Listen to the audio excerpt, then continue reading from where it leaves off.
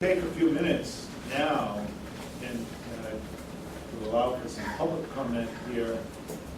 And be reminded that the public comment right now relates to this GEA report. And try to confine yourself to that. There'll be another time and another place perhaps for broader arguments and concerns. But we'll take a few minutes.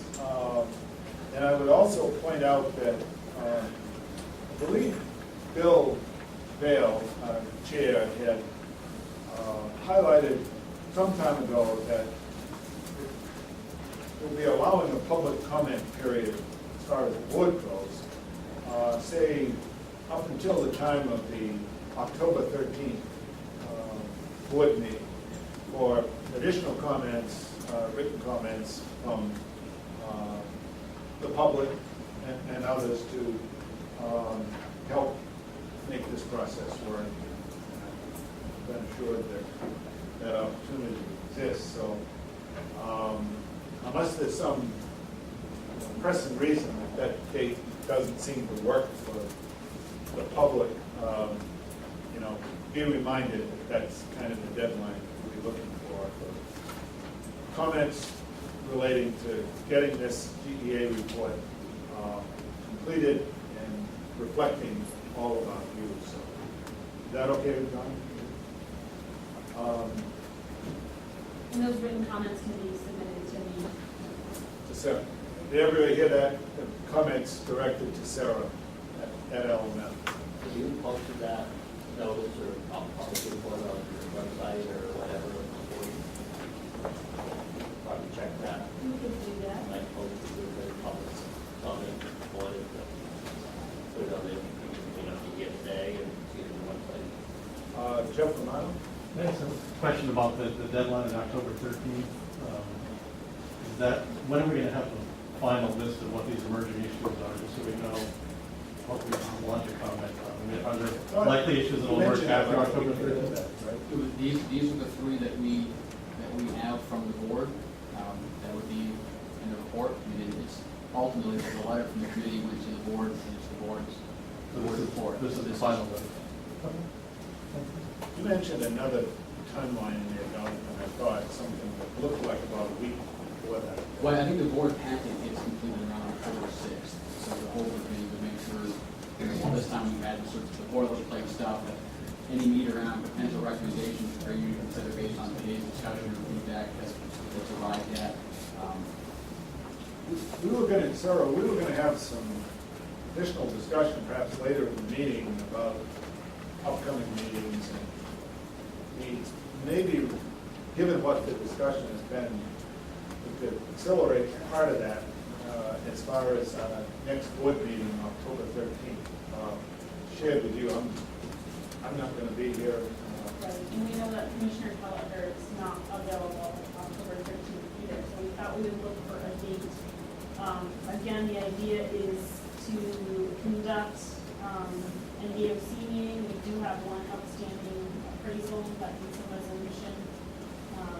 That will get done at that meeting, and then combine the remaining agenda items from today's meeting with the GEA report review. So October 13th, we know is not more for Jim and Pat.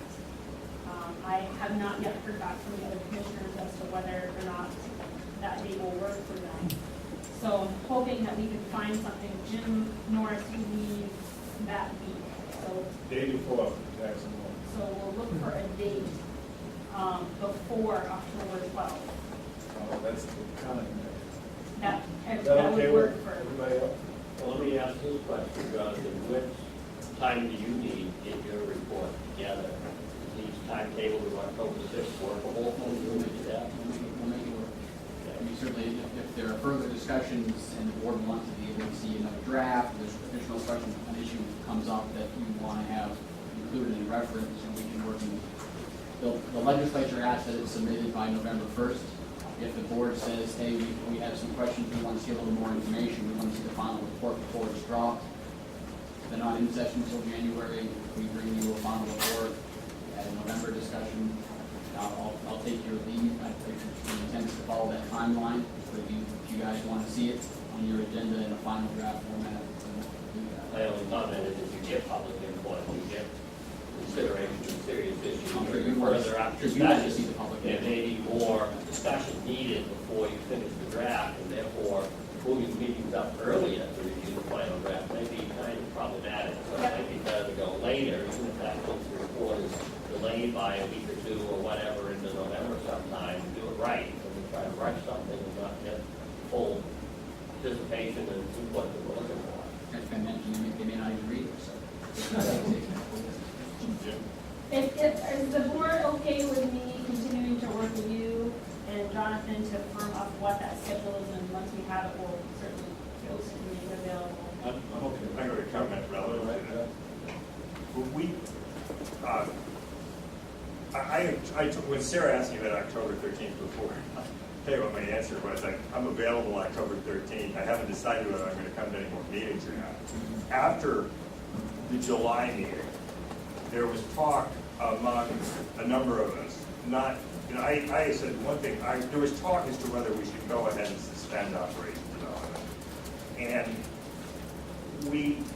there seemed to be a consensus that we should at least get through the September board meeting, which is today, and make a decision what we do next. And I have said consistently through the summer that my highest priority is to be supportive of the staff, because I feel that they are not being supported by the people that they work for.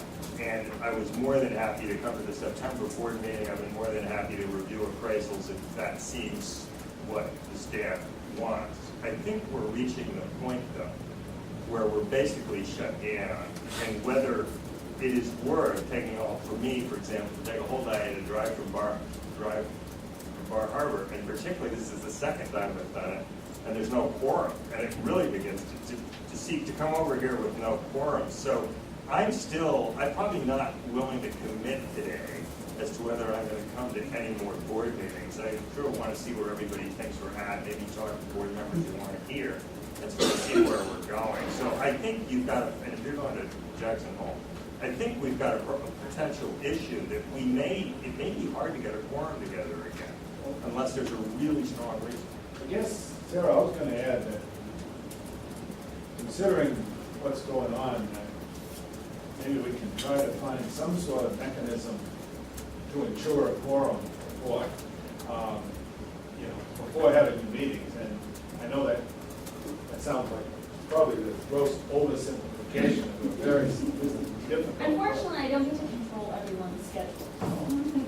But needless to say, sort of in keeping with Ben's comment, that and maybe trying to get back to the PEA report as far as timelines.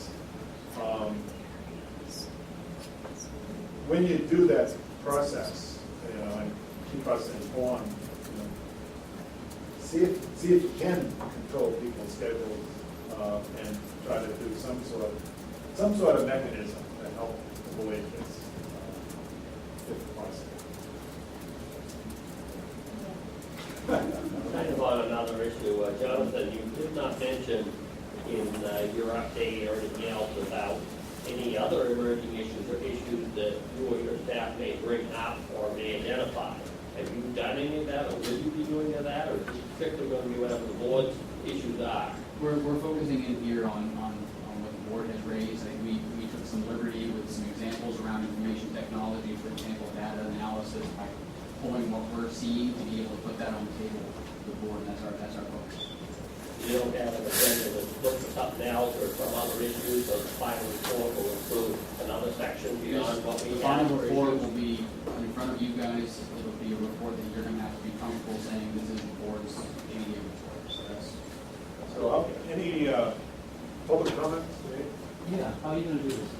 Stand here or? Yeah, that's good. Okay, all right. Speak up. Yeah, my name's David Trahan, I'm Executive Director of the Schools for Vermont. I'm gonna take a deep breath and try to speak in calmer terms than Mr. Gorman, although I feel your frustration, would like to use the same type of language. I am probably as familiar with the GEA as anybody in this room. A little bit of history. I was the one with legislation that created the Office of Program Evaluation and Government Accountability. That was 7 years of work. They specialize in program evaluation. And during my 12 years in the legislature, I was intimately involved with the GEA. And I can tell you, I have never seen a GEA review used by an administration as a battering ram to oppose their political will on a program they run. And that's what's going on here today. GEA reviews have been viewed by the legislature as sort of stick it on the shelf and let it get dust, much like you described. And they put very little credence into a GEA review. It really in the past has been nothing more than sort of a way for a program and its administrators to promote their program and how wonderful they are.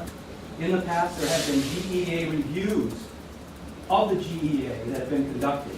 And the findings of those GEA reviews will illustrate exactly what I just said. There's just very little value to them. But I want to speak to you for a moment, not as a SAM director, not as a legislator, but how deeply saddened and frustrated I am for you folks. Some of you, I put your names forward in the past to be on this committee. You have been thrown or cast into a political meat grinder, not of your making. You have done nothing wrong. Try to keep this on the GEA. Yeah, this is GEA related. The GEA review, I beg of you to not lose sleep over the review. When the review goes to the legislature, if there's any findings in it that the legislature sees as really critical or sort of a bombshell, we have another avenue, and that's the LePage program, to evaluate that even further. So don't lose a lot of sleep over that. But I just really wanted to say to you how sorry I am. Please stay firm. Conservation goes back 100 years, and hopefully another 100 years into the future. So please just keep on course. I ask you to hold some meetings. I'll tell you why. Right now, there's a laser focus on you folks, and the public's paying attention. It's an opportunity for you to promote the good things that you've been doing. And I would encourage you to ask the public to make comment and let them know how they feel about the Land Community's future program and the work that you do. And I think you'll find it very positive. Anyone else from this